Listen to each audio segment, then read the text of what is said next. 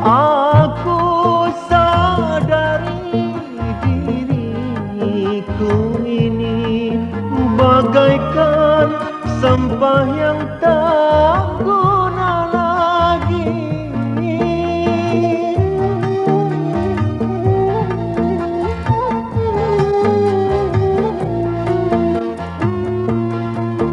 Cukup bagiku kau mencintaiku, mungkin sudah